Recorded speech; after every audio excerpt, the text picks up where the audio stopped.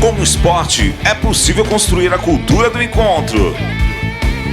Começa agora pela Rádio Catedral FM. Vox Populi Esporte. Boa noite, ouvintes da Rádio Catedral. Sejam muito bem-vindos a mais um Vox Populi Esporte, o programa onde a nossa paixão pelo esporte encontra a espiritualidade e a vida cristã. Eu sou Flávia Lobo, jornalista, você não está equivocado, não está na rádio errado. Leana está numa viagem muito especial, por isso eu vou conduzir a conversa de hoje.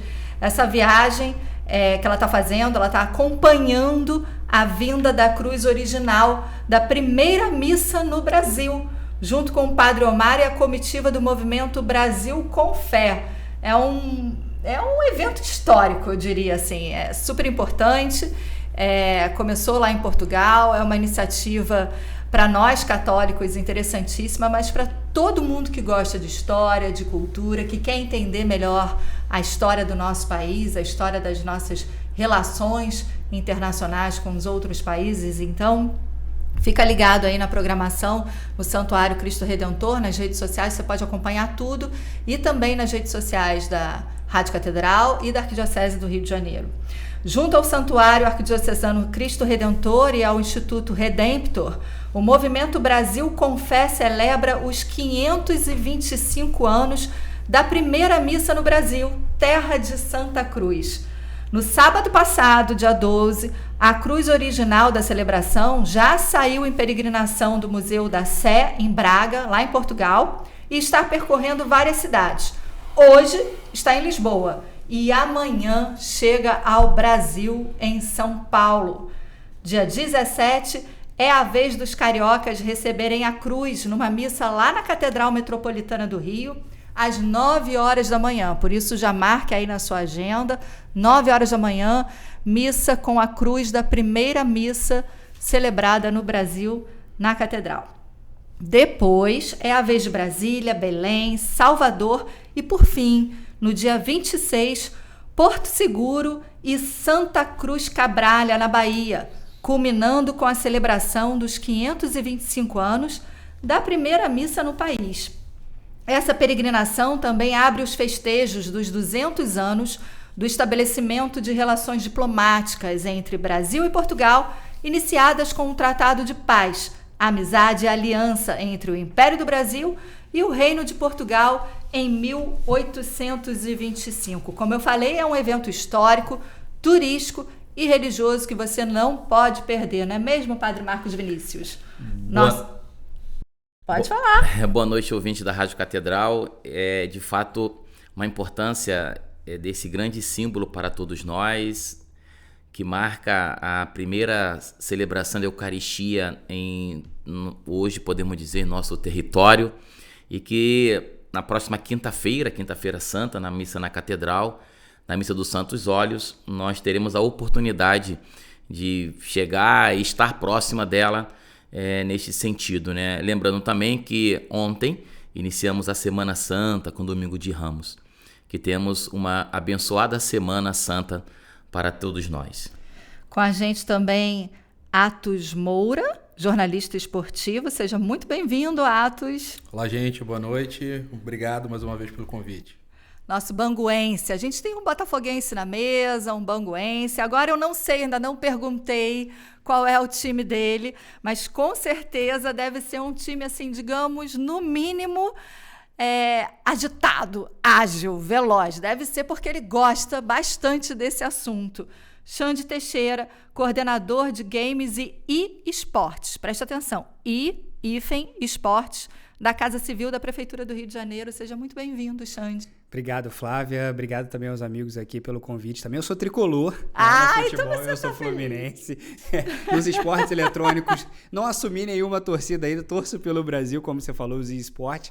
Mas nos esportes tradicional, no esporte mais popular do Brasil, eu sou fluminense. Mas no FIFA você joga... Aí eu prefiro jogar com um time europeu, que tem uma qualidadezinha técnica um pouquinho melhor. Mas agora a gente vai jogar o Super Mundial agora, já tem que treinar um pouquinho com o Fluminense. Você já imaginou, ouvinte, que uma partida de videogame poderia lotar estádios, movimentar bilhões, eu não falei milhões, não, falei bilhões de dólares, e transformar jovens gamers em verdadeiros atletas internacionais? Pois é essa a realidade dos esportes, ou seja, os esportes eletrônicos.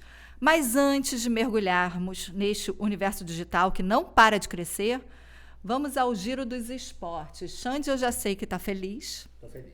Eu estou radiante. Agora eu preciso ir para o último daqui da mesa, pelo menos da mesa, da resenha, da tabela. Botafoguense, Padre Marcos Vinícius, nosso assessor eclesiástico da Pastoral do Esporte. Como é que você tá com o Botafogo? Eu continuo bem com o Botafogo, né? Até porque eu sempre coloco que eu sou um botafoguense sadio, né? Infelizmente o Botafogo teve essa derrota pro Bragantino, perdeu por 1-0, agora ocupando a 10ª posição, mas lembrando que o campeonato está começando agora, né? Ainda vamos para a 4ª rodada praticamente, e com isso o Botafogo ficando lá na 10ª colocação. O Vasco venceu por 3-1 o Sport no último sábado e está na 4ª posição da tabela do Campeonato Brasileiro, o Vasco com 6 pontos, né? O Fluminense, ele venceu o Santos ontem, né? E até mesmo no jogo com a presença do Neymar. Neymar, Ganso e Thiago Silva, né? Neymar, Jogão. Ganso e Thiago Silva, exatamente. E sendo muito bem marcado lá, acabou que saiu algumas faíscas, né? Entre ele e o seu marcador. E acabou que o marcador do Neymar foi ele que fez o gol no final. Tanto é que hoje muitos memes, né, tem uma pergunta do Neymar para ele, né? Quem é você? E tem lá ele respondendo, eu sou o que fez o gol da vitória. É mesmo, Xande? Teve esse embate do Neymar com Samuel Xavier, lateral direito do Fluminense, e é um embate antigo, inclusive. Quando o Neymar teve a primeira passagem aqui no Brasil também, ele deu, na época, deu um drible desconcertante no Samuel Xavier. Ele ficou meio desequilibrado no chão lá. Né? Exatamente. E agora, anos depois, o Samuel Xavier, que teve um embate com ele durante a partida, foi ali no momento ali que ele cometeu uma falta e o Neymar deixou o braço, e aí o Samuel Xavier fez aquela cena que todo jogador de futebol faz quando é atingido no rosto, e o Neymar não gostou. O Neymar tomou um amarelo e foi pra cima dele pra dizer que ele não podia simular daquela maneira. Logo o Neymar dizendo que alguém não pode simular alguma coisa, né? Exatamente, o mundo girou, né? E aí ficou esse embate entre os dois, e no último lance do jogo, o Samuel Xavier pegou uma bola ali, uma recuperação da defesa 50 minutos, né? Exatamente, a bola desviou e morreu no ângulo do goleiro do Santos. Quem dera se o Neymar fosse assim também na seleção, né? Exatamente. Se tivesse uma serinha no final do jogo, fizesse um gol, né? Mas eu acho que pra mim foi o primeiro jogo que desse retorno do Neymar que realmente ele foi bem exigido até na marcação, porque nos primeiros jogos eu reparei que os adversários não chegavam assim tão próximos. Esse, de fato, ele foi bem testado no sentido até mesmo da sua própria paciência, né? Porque eu deduzo que em nenhum outro jogo os defensores não irão fazer diferente como esse lateral do Fluminense fez nesse jogo, né? Exatamente, ele tem uma marcação mais rígida e ele voltou muito para buscar o jogo, né? Sim, o que também exigiu dele bastante fisicamente. Mas eu acho que o Neymar precisa ter um pouquinho mais precisa ser mais centrado psicologicamente dentro do campo, né? Qualquer falta, ele já cria um clima e aí a partida ganha emoção e ele também fica mais nervoso, também fica mais propenso a tomar cartões. Eu acho que se a gente está olhando para ele como cara da seleção brasileira para a Copa do Mundo, o Neymar precisa de um pouquinho mais de calma em campo. É mesmo, Atos, que tu acha? Eu acho que sim, é o que a gente fala aqui da estabilidade emocional, é um assunto que está em voga, sim. Mas é aquela coisa também, quanto mais astro você parece que um pouco mais distante disso você fica, né? E quando você trata de emoções, desse equilíbrio, assim, atinge todo mundo, né? E você demonstra isso dentro de campo. Se você estiver nervoso, você não vai jogar bem, se você estiver nervoso, você não vai trabalhar bem. Se você não estiver raciocinando bem, você não vai tomar as melhores decisões. E no futebol é a mesma coisa. Eu acho, assim, falando desse ponto de vista emocional, para toda ação você tem uma reação. Então, toda vez que você está muito nervoso, você acaba provocando na outra pessoa uma reação na mesma medida. E aí a chance de você tomar uma entrada, de você tomar um cartão, né? Você, de repente, sair lesionado do campo numa entrada mais agressiva, porque você está ali provocando, né, o seu adversário o tempo todo, e aí ser desfalcado numa seleção brasileira, digamos assim. E mais ainda, levar um cartão quando você tem uma pontuação para alcançar, né? E deixar o time todo dependendo de você. Foi o que aconteceu ontem. Ele saiu dali com o cartão amarelo. Ele, por si só, dentro de campo, ele já cria um centro gravitacional em torno dele, né? Até o árbitro, você vê que é mais rigoroso quando as faltas são em cima dele, até para preservar um pouquinho, que ele também é uma reserva técnica do futebol brasileiro, né? Ele já é o centro gravitacional do jogo e ele faz questão de aumentar a temperatura. E aí foi o que você falou, aumenta a temperatura para os outros e aumenta a temperatura para ele também. Para ele também, não tem até como. Porque ele passa a ser mais exigido pela própria torcida dele. Sim, sim. Né? Inclusive. É aquela coisa, se eu tô cantando de galo, eu preciso de como um galo, né? Inclusive o Maracanã, né, lutou, onde muitos eram entrevistados, né, mesmo sendo tricolores, dizendo que estavam ali porque são vidrados no Neymar, né? Então, até isso ele causou no público ontem no Maracanã. Isso é uma característica porque assim, os grandes jogadores brasileiros, eles estão saindo cada vez mais novos do Brasil. Sim. Então o público brasileiro não tem chance de assistir essas o pessoas jogando, né? né? Então, assim, quando você vê um Thiago Silva voltando, o Neymar, todo mundo quer ver, né? Pelo menos quem gosta de ler de futebol de verdade, sendo o seu time ou não. Não, você e vai ontem ali a pra gente assistir tinha esses jogadores. 3 jogadores de seleção em campo, né? A gente tinha Ganso, a gente tinha Neymar e Thiago Silva, né? Exatamente. E entre outros também que já passaram pela seleção Sim. brasileira também, tanto do Santos quanto o Tiquinho Soares, que foi destacado no Botafogo, o próprio Gil do Corinthians também, que ex-Corinthians, que está na equipe do Santos. Era um bom jogo ontem e o Fluminense teve ali uma surpreendente domínio. E é o segundo jogo só do Renato Gaúcho, né?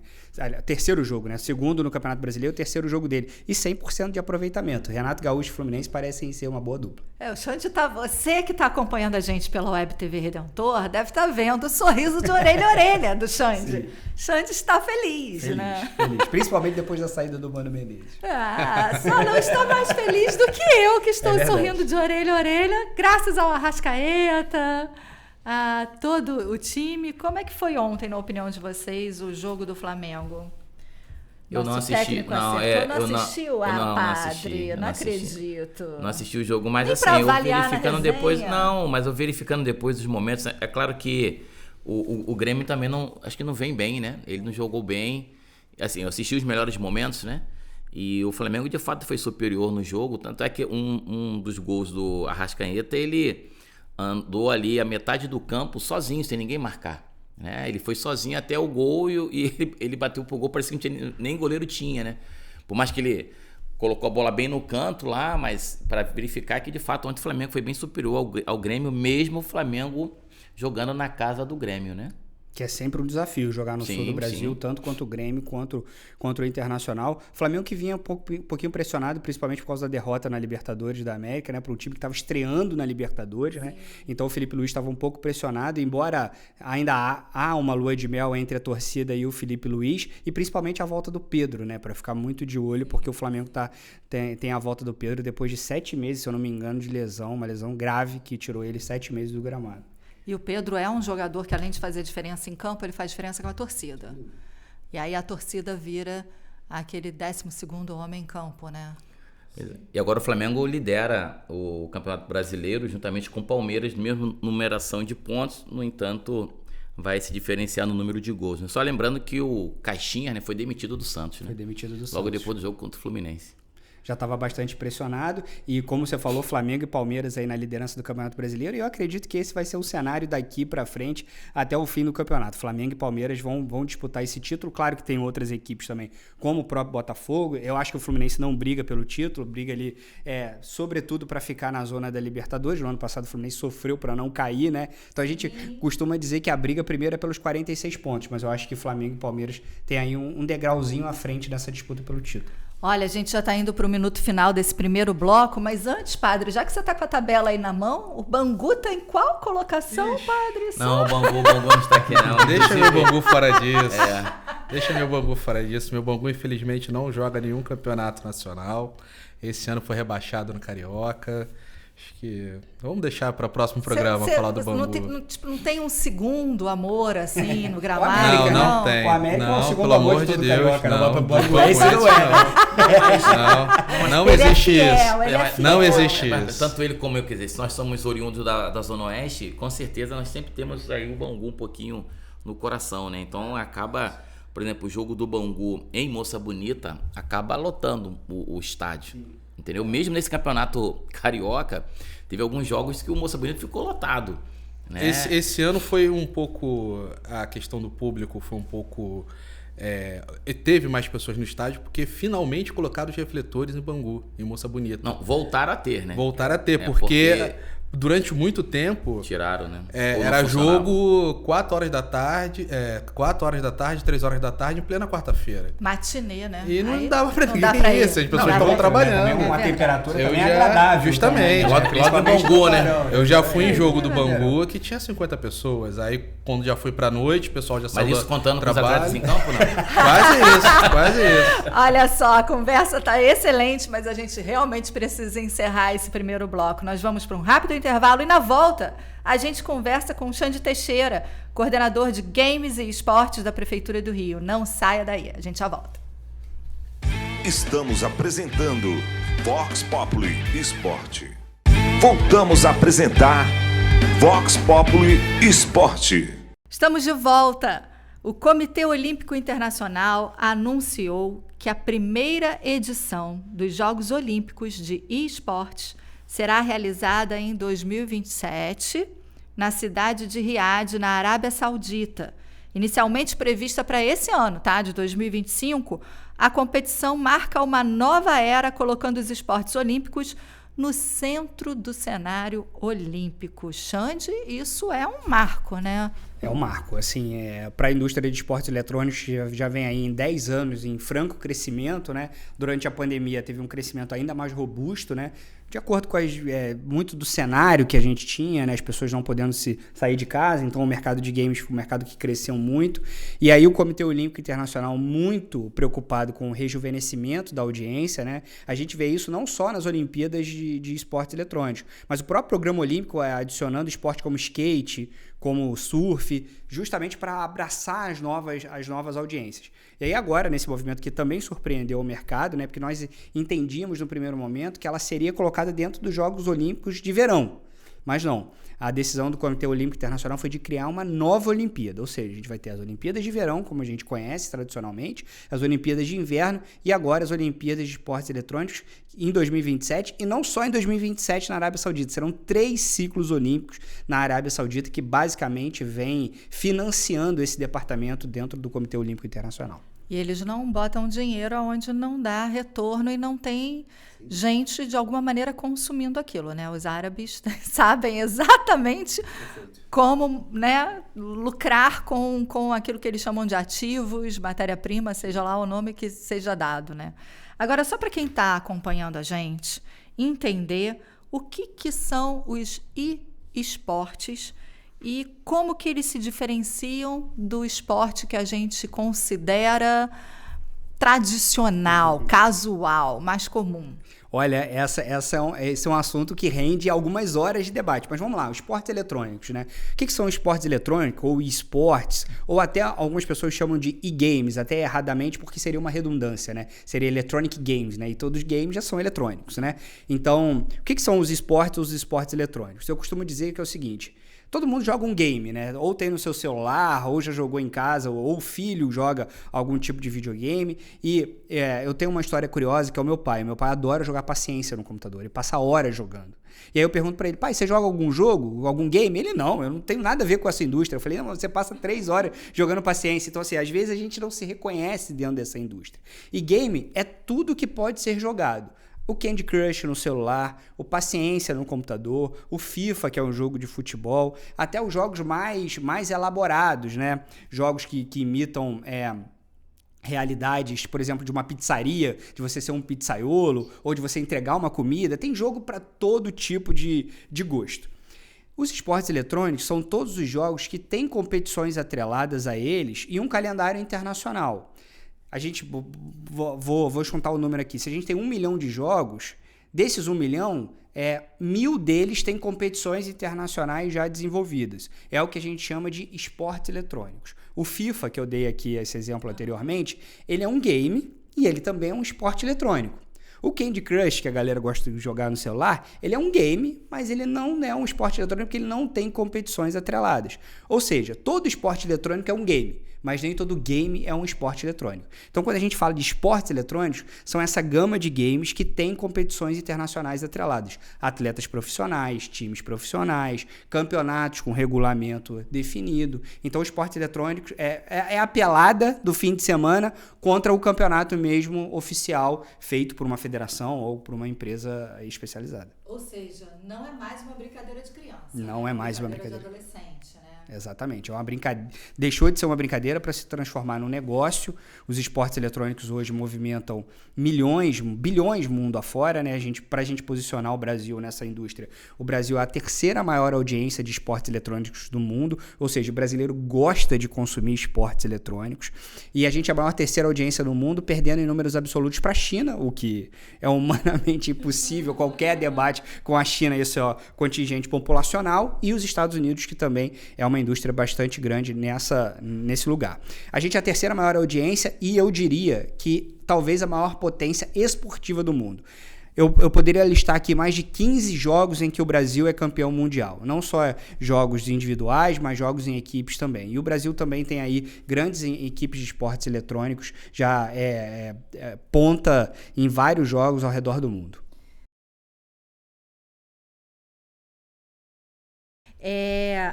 Eu queria saber de você o seguinte: o que define um jogo como e-esporte? É ter a competição, é ter aquilo tudo, mas, por exemplo, você tem que ter um desgaste físico, você tem que ter uma equipe, você tem que ter um treinador. Veja, para você disputar, eu vou fazer de novo o paralelo com o futebol. Se você quer disputar o Campeonato Brasileiro, se você quer disputar o seu campeonato de bairro, você não precisa ter profissional. Você pode juntar ali os amigos para... Pode chamar o Padre Marcos, o Atos. Exatamente, pode chamar... Jogam bem? Jogam bem bola? Dá pra ter joga. no time? Então, se dá pra ter no time, o cara tá convocado. É camisa 10 e faixa. Então, se você quer disputar o seu campeonato de bairro, basta você reunir os seus amigos, ter um técnico ali para decidir quais serão as substituições. Agora, se você quer jogar um campeonato federado, aí não, você precisa ter uma equipe, você precisa ter um treinador, você precisa ter jogadores profissionais. Então, o que diferencia um casual de um profissional é justamente a estrutura que está por trás disso. Se você faz parte de uma equipe profissional, existem esportes também que são individuais. Ou seja, você é o atleta. Basicamente como é o tênis, por exemplo. Você tem um staff por trás, mas é só você que entra em quadro. Então, pra gente dizer que um game é um esporte eletrônico, ele precisa ter um contingente de competições regulares, né? Ele precisa ter um calendário, ele precisa ter um conjunto de regras aprovado por todas essas equipes. E, basicamente, hoje a gente tem aí de 20 a 30 jogos ao redor do mundo que tem competições não só nacionais, quanto internacionais. Então é isso que caracteriza um esporte eletrônico, quando a coisa vira profissional. Agora... você me perguntou do desgaste físico, não posso deixar de responder isso. A gente precisa discutir filosoficamente, eu gosto dessa discussão, o que é o esporte, né? O esporte, se você for considerar que é qualquer coisa em que você faz em alto nível que detém algum tipo de desgaste físico, o que a gente limita como desgaste físico? Tem um esporte olímpico chamado tiro esportivo que o atleta fica literalmente parado e a habilidade dele é acertar o alvo. É uma habilidade meramente mental. Acho que todo mundo aqui concorda, né? Sim. Os esportes eletrônicos é a mesma coisa, mas tem um esporte eletrônico em específico, que é o Just Dance, que você precisa imitar os passos de dança que está sendo mostrado na tela. Esse, a pessoa chega a suar. Então, realmente tem atividade física de alto rendimento. Então, depende do esporte. Mas eu acredito que dá pra gente colocar como esporte da mente. Assim como é o tiro esportivo, assim como é o xadrez. Então, basicamente é o esporte da mente. E a ESPN americana fez um experimento maravilhoso. Ela pegou um jogador de StarCraft, que é um jogo muito popular na Ásia, e colocou um atleta de MMA para fazer um experimento de reflexo.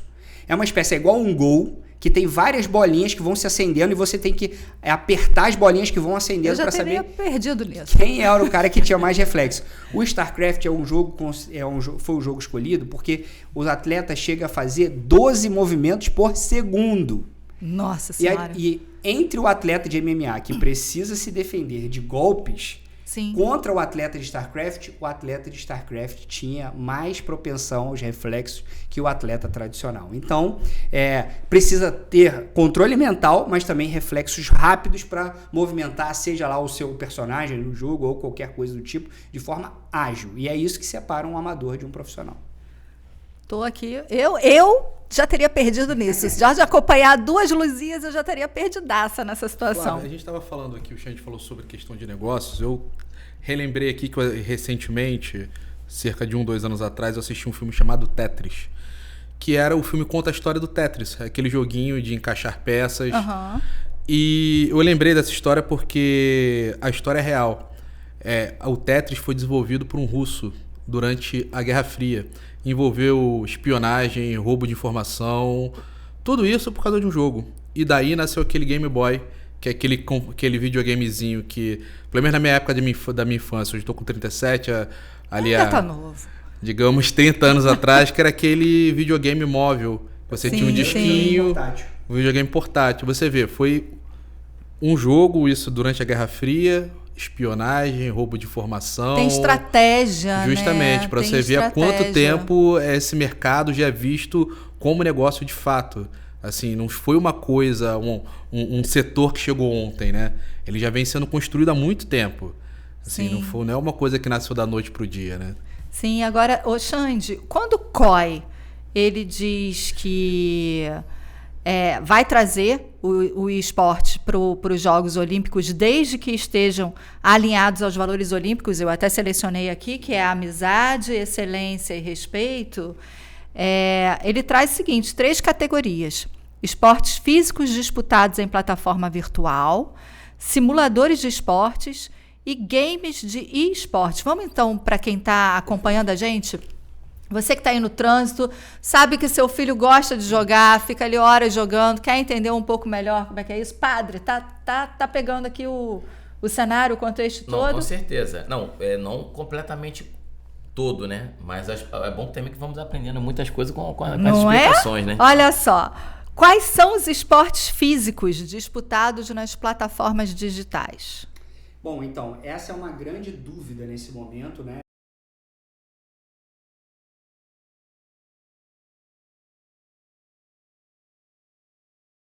Que a gente não sabe quais os esportes serão olímpicos. Futebol vai estar na Olimpíada? Não sabemos. O vôlei vai estar? Não sabemos. É esse o cenário que está posto para os esportes eletrônicos. Há uma queda de braço que a gente vê entre o COI, que tem esses valores que você disse anteriormente, que praticamente eliminariam os jogos de temática violenta. E aí tem uma discussão também, as Olimpíadas têm lutas, né? Mas as lutas são colocadas de forma diferente de briga, né? Luta não é briga, e assim um esporte. É mais quase uma dança, exatamente, né? Entre os adversários. E os esportes olímpicos, desde a primeira edição, já tinham um esporte dessa magnitude. Então, e aí, como eu falei da Arábia Saudita anteriormente, a Arábia Saudita está muito preocupada em ter os jogos que são os jogos populares. E os jogos populares, infelizmente, têm a temática violenta atrelada. Então, é difícil a gente dizer hoje o que será realmente os jogos que estarão no Programa Olímpico de 2027. Mas a sua pergunta é, o que são os simuladores, né? Os simuladores são basicamente o seguinte, vamos pensar na vela, né? Melhor, vamos pensar no ciclismo, que é mais fácil da gente colocar aqui, da gente imaginar. Imagina que o ciclismo com simulador é uma bicicleta ergométrica, que eu coloco ali 50 pessoas e quem pedalar mais rápido, e aí ela tá vendo o desempenho dela, não fisicamente real, mas sim o seu desempenho espelhado na tela. Isso são os simuladores, e aí tem para vários. A vela já desenvolveu uma espécie de simulador, o tênis tem um simulador também que você faz o movimento da raquete, mas sem ter a bolinha mesmo, é um movimento simulado.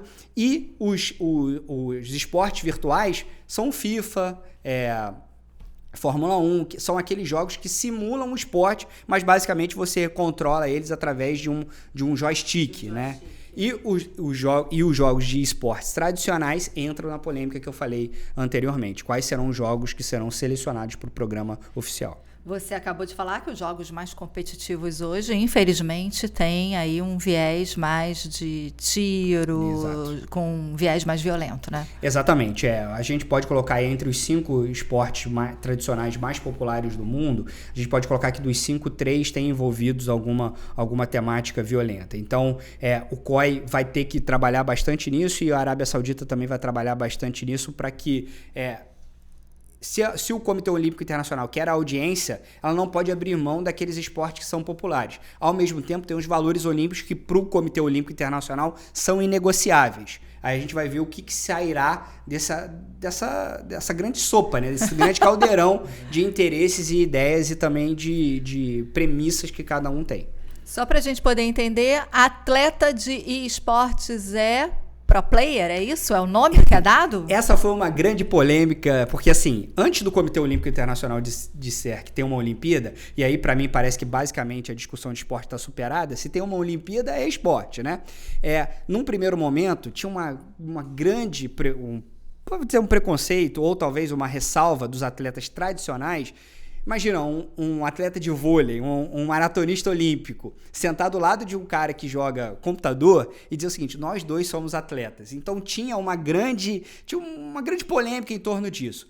Eu acho que dessa maneira a gente conseguiu suplantar essa discussão de uma forma criativa. Vamos dar um nome diferente? Atleta é o atleta tradicional e pro player ou cyberatleta.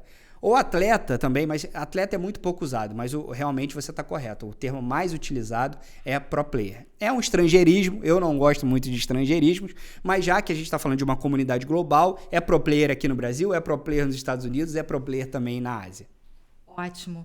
Quais as profissões envolvidas nesse universo de esportes, além dos jogadores? A gente tem igualzinho, por exemplo, vamos pegar de novo futebol, técnico, preparador físico, nutricionista, psicólogo. Sem dúvida nenhuma. E eu acho que é por isso que o poder público precisa ter um olhar para isso.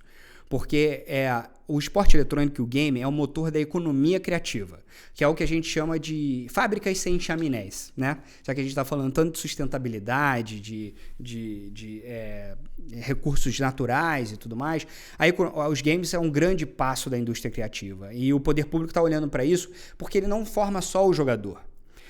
Quando você disputa um campeonato, e a gente aqui no Rio de Janeiro tem a alegria de ter a primeira arena gamer pública do Brasil, na Nave do Conhecimento do Engenhão, aliás, fica aqui o convite para todo mundo para ir lá conhecer, é de graça, é aberto todos os dias da semana, de segunda a sábado. Nave do Conhecimento do Engenhão, ou seja, do lado do estádio do Padre Marcos Vinícius. Exatamente.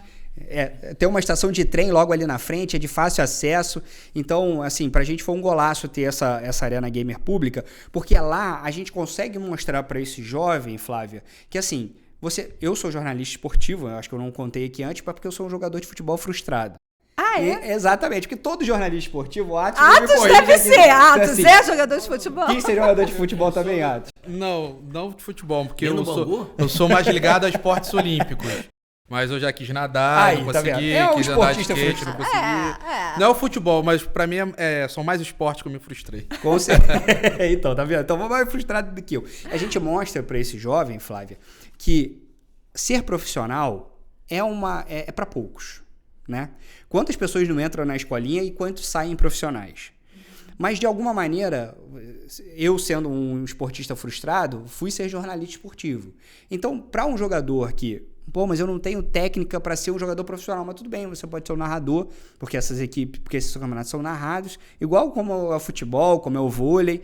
Você pode ser o técnico dessa equipe, você pode ser o fisioterapeuta dessa equipe. A gente precisa lembrar que esses atletas são acompanhados de forma profissional por fisioterapeutas e por nutricionistas, porque vamos fazer o paralelo da Fórmula 1. 1 milésimo de segundo separa o vencedor do segundo lugar.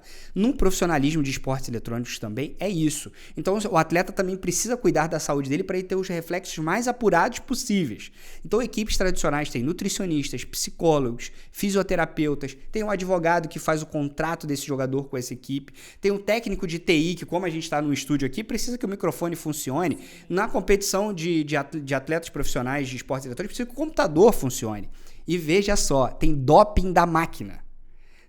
Tem juízes que para evitar que alguém coloque ali um código, por exemplo, que te dê um benefício dentro do jogo, e já foi pego os jogadores tentando colocar pendrives no computador para conferir alguma vantagem para ele, tem árbitros também. Os árbitros ficam atrás dos computadores para ter certeza de que esses jogadores não estão trapaceando. Como isso se transformou numa indústria que vai ter uma Olimpíada, regras estão estabelecidas.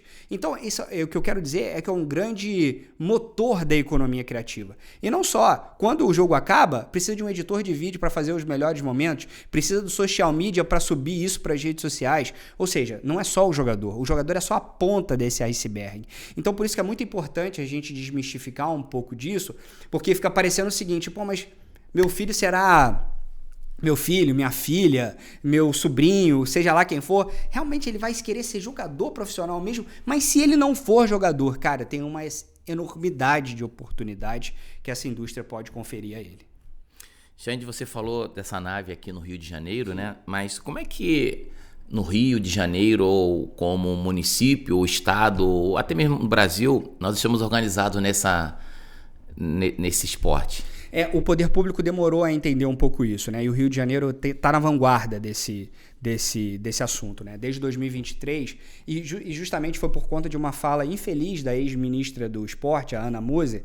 Na época ela era ministra do esporte, e ela disse que esportes eletrônicos não eram esporte, porque se a gente considerar que esporte, né, segundo as palavras dela, você se prepara para fazer alguma coisa, é como o show da Ivete. A Ivete também se prepara para subir no palco. Mas a pergunta fundamental ela não se fez. Mas a Ivete Sangalo não enfrenta a plateia. A plateia está com ela. Ela não está enfrentando um adversário, né, dentro daquele jogo. E foi uma grande polêmica dentro da administração dela, que foi curta. E não por causa disso, obviamente, por outras questões. E o prefeito Eduardo Paes aqui resolveu, então, olhar para essa área. Por que ele resolveu olhar para essa área? Porque, como nós falamos aqui, é um motor da economia criativa, né? O Rio de Janeiro é a capital cultural do país, né? Então, criatividade está no DNA do carioca, né? E criatividade e esporte também. O Rio de Janeiro é uma cidade que é muito afeita aos esportes. A gente teve aqui as Olimpíadas, né? E no futuro vamos ter as Olimpíadas de esporte também, não tenho dúvida. Então, por que nós olhamos para isso, padre? Primeiro, geração de renda e emprego, né? Principalmente quando a gente atrai os eventos estrangeiros.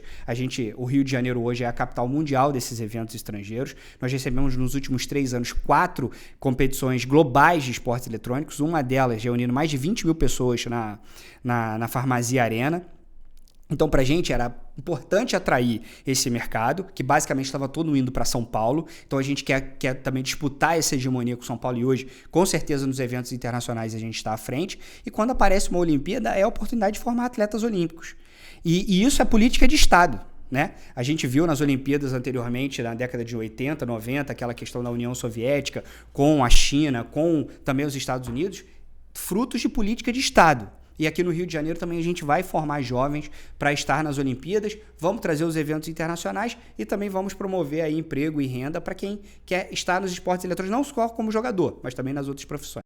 A gente vai para um rápido intervalo, aprendendo tudo sobre esportes com Xande Teixeira, coordenador de games e esportes da Casa Civil da Prefeitura do Rio de Janeiro. A gente volta já já. Estamos apresentando Vox Populi Esporte. Voltamos a apresentar Vox Populi Esporte. Estamos de volta com o nosso último bloco do Vox Populi Esporte.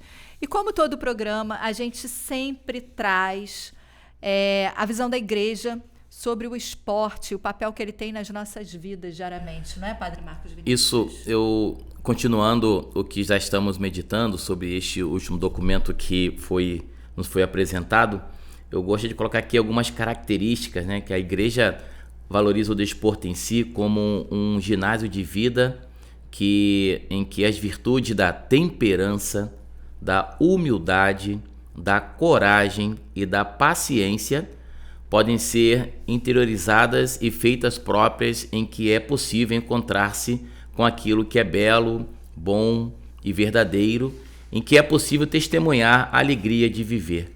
Então, eu gostaria de destacar essas 4 palavras, né, que tão importantes também para a prática de qualquer esporte, né? A temperança, a humildade, a coragem e a paciência, né? Que cada vez mais tenhamos mais atletas, né? Ou esse outro termo que vocês colocaram, né? Que realmente possam ter essas grandes virtudes, né? A temperança, humildade, coragem e paciência.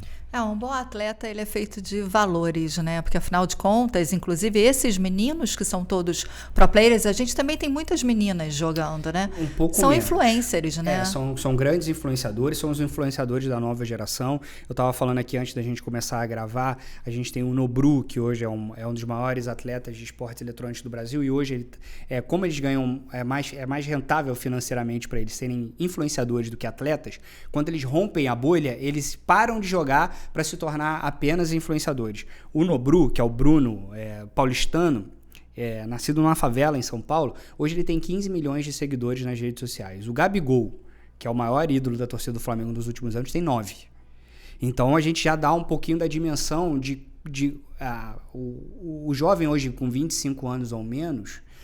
O que a gente está falando aqui, que parece uma grande novidade para muitas pessoas, já é a realidade dessas crianças, né? Elas nasceram, cresceram com o computador em casa, né?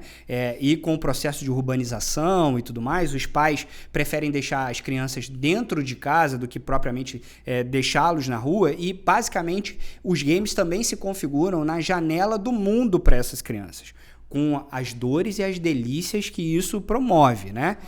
Os games também são um microcosmo social e que repete também todos os problemas sociais que temos.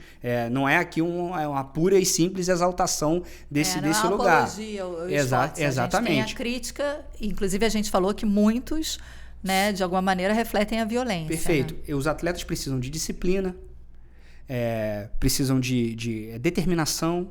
Então a gente está falando, o padre colocou alguns valores aqui, eu adicionaria também a disciplina desses atletas. Eles precisam treinar horas e horas por dia, né? Precisam ser determinados, porque um ídolo, um atleta não chega lá sem determinação, né? Como nos demais esportes, né? Sem dúvida Modalidade, nenhuma. Né? Mas o que eu adicionaria é tudo feito com equilíbrio, né? Até mesmo para um jovem, um novo adulto que quer se tornar um atleta de esportes eletrônicos, a gente tem essa discussão para fazer, né? Não adianta passar uma madrugada inteira jogando, que não te fará um melhor jogador.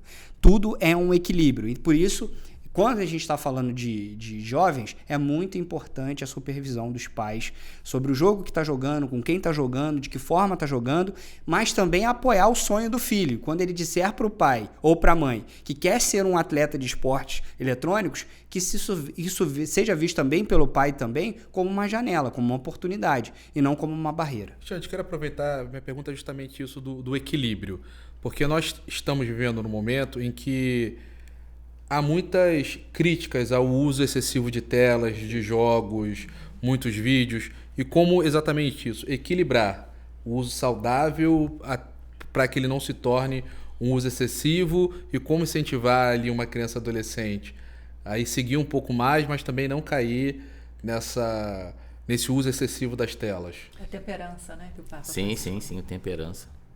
É fundamental essa pergunta, Atos. Eu acho que assim, eu vou aqui emular o que eu ouço muito dizer, que eu ouço muito dos especialistas no assunto, né? Não pode atrapalhar a sua vida. Você não pode estar deixando de ter as suas atividades normais da sua vida, seja ir à missa aos domingos, seja ir estar com os amigos também presencialmente. Quando alguma coisa toma toda a sua vida e você deixa de fazer as tarefas que são as tarefas normais da sua vida, ir à escola ou ir a trabalho, se relacionar com seus amigos, as suas atividades espirituais, se assim a gente pode chamar. Então, é equilíbrio, né? Então, da mesma forma que um atleta de futebol que quer se tornar um profissional não vai passar 12 horas jogando ininterruptamente, porque isso fará mal para a sua saúde, o excesso de telas também né? Só que a gente tem uma questão aqui que eu acho que é uma pegadinha dessa história, que eu acho que a gente glamourizou uma coisa e promoveu uma perseguição muito grande à outra. Quando a gente fala que a gente vai maratonar uma série durante uma madrugada inteira, é visto como um lazer. Nossa, hoje eu vou parar no meu domingo, vou maratonar essa série, vou ficar aqui 6 horas olhando para uma tela, que é exatamente o que o jovem está fazendo quando está jogando videogame. Está errado o jovem que passa 8, 10 horas na frente de uma tela, como também é um exagero também quando você maratona por horas e horas a fio uma série. Então, a gente não perseguir demais um lado, mas também não glamorizar o outro. Então, é equilíbrio. Desde quando você consegue encaixar isso como mais uma tarefa do seu dia. Você tem a sua aula de inglês, você tem a sua aula de música e também você quer ser um jogador profissional. Agora, se você quer ser um profissional dessa área, é óbvio que para qualquer profissão que a gente escolha, nós vamos precisar dedicar um pouco mais de horas para aquilo. Se eu quero ser engenheiro, eu vou precisar dedicar um pouco mais de horas à matemática. Se eu só quero ser um jogador de esporte eletrônico profissional, eu vou precisar dedicar um pouco mais de horas àquilo. Mas é aquele negócio, menores de 18 anos tem que ter a supervisão dos pais. Agora, há incentivo para os jovens de comunidades periféricas nesse universo? Você sabe de programas para isso? A Arena do Engenhão oferece cursos? Como é que é? Exatamente para isso que a Arena do Engenhão foi criada, Flávia. Os esportes eletrônicos a gente não pode perder de vista que são esportes elitistas. Né? Para você jogar, você precisa ter um celular. No mínimo, hoje você precisa ter um celular com banda larga. E um celular com banda larga, isso já coloca um corte social muito grande. Quando a gente está aqui num lugar de privilégio, em que o celular parece que é um direito nosso, né? Como assim você não tem um celular? Mas essa não é a realidade para todo mundo. E a Arena Gamer do Engenhão é justamente para a gente democratizar esse acesso ao lazer. Entendendo que o esporte eletrônico é, antes de tudo, um lazer. E também a função do Estado promover lazer de qualidade, inclusão digital, até uma proposta de emprego para ele. Eu sempre digo isso, Flávia. É uma espécie de bingo todas as vezes que eu vou dar uma entrevista ou coisa do tipo, que é uma provocação simples. E se o Pelé não tivesse sido apresentado à bola? Qual teria sido o destino dele? Acho que a grande dádiva da vida é a gente encontrar a nossa maior potencialidade, mas que ela seja nos apresentada. Imagina, se eu fosse um grande pianista, eu jamais iria saber que eu tenho esse talento. Eu nunca fui apresentado a um piano. Então a gente está apresentando novas bolas para esses jovens e tudo mais, que eles tenham acesso a isso e para que eles decidam, dentro da sua autonomia, se aquilo ali realmente é a razão de vida deles, ou se não, ou se é só um lazer que também está tudo bem. A gente já está indo para o nosso 1 minutinho final, mas que dica você deixaria, qual conselho para quem sonha em ser um atleta ou um profissional de esporte? Primeiro é alinhar expectativas, Flávia. É saber que é um grupo seleto de pessoas que chega ao profissionalismo. Porque a gente vai precisar invariavelmente lidar com a frustração. Vocês devem falar de futebol aqui há muito tempo e tudo mais. E os atletas profissionais é aquele...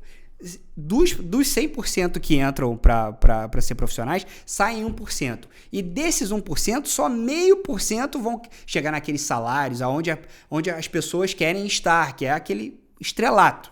Então, assim, o esporte eletrônico ele também é um grupo de seleto de pessoas, precisa de determinação, precisa de disciplina e, claro, você precisa também de uma boa orientação. Você decidiu o jogo que você quer jogar, você viu. Os próprios jogos têm uma espécie de ranqueamento dentro deles.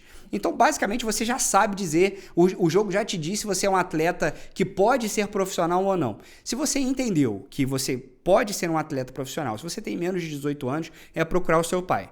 Ou seu pai, ou sua mãe, seu tio, sua tia, e dizer para ele o seguinte: olha, eu acho que eu tenho talento nisso, como eu posso fazer para me desenvolver? Se você é maior de 18 anos, aí é procurar uma equipe, tentar fazer um teste, que hoje basicamente já existem aí as peneiras, assim como existe para o futebol, também existe para os esportes eletrônicos. Xande, muito obrigada pela sua participação agradeço, aqui no foi um Vox prazer. Populi Esporte. Seja sempre muito bem-vindo. Volte para trazer mais novidades. Atos, obrigada também pela participação de sempre, viu? Eu que agradeço. Aproveitar e desejar uma feliz Páscoa para os nossos ouvintes e nos encontramos na semana que vem. Isso aí. Padre Marcos Vinícius, muito obrigada também pela sua participação. Eu que agradeço a presença e essa explicação aí do Xande, né? Pois que realmente é, deixa né? a gente assim até entusiasmado a começar a jogar algo, né? Vai nem que seja um Candy Crush, né, padre? Qualquer coisa eu vou começar a procurar também, mas obrigado aí até pelas orientações, né? Porque acaba sendo uma novidade para todos nós nessa nossa realidade, né? Porque a gente está tão acostumado a falar tantos outros esportes e essa novidade pra gente, né? E é a geração atual. Seus coroinhas todos devem Com saber certeza, isso, não, né? com certeza. É verdade. todos deles ali, depois da missa ali, devem se Aí, reunir antes da missa pra também, quando o padre não chega. Né? Enquanto o padre não chega, tá todo mundo lá no celular, né? Sim, sim. Pode ser. E obrigada a você também, ouvinte da Rádio Catedral, que nos acompanhou esse tempo todo aqui no Vox Populi Esporte. Curtiu o bate-papo? Então siga o Vox Populi Esporte nas redes da Rádio Catedral FM. Nós estamos no YouTube, no Facebook e em todas as plataformas de áudio. E lá você também pode conferir os programas anteriores. Nós nos vemos na próxima segunda-feira, mas antes, claro, a nossa bênção final com o Padre Marcos Vinícius. Nós que começamos ontem a Semana Santa, com o Domingo de Ramos, deduzo que todos devam ter participado, e na bênção dos ramos em alguma praça e depois em procissão até a própria matriz ou algum outro local, para que pudesse celebrar a Eucaristia. Que tenhamos uma abençoada semana, que para todos nós cristãos é a maior semana, porque vai nos levar para aquilo que temos de mais importante na nossa fé, que é o Cristo ressuscitado. Concedei, ó Deus, ao vosso povo, que desfalece por sua fraqueza, recobrar novo alento pela paixão do vosso Filho, que convosco vive e reina na unidade do Espírito Santo. Amém.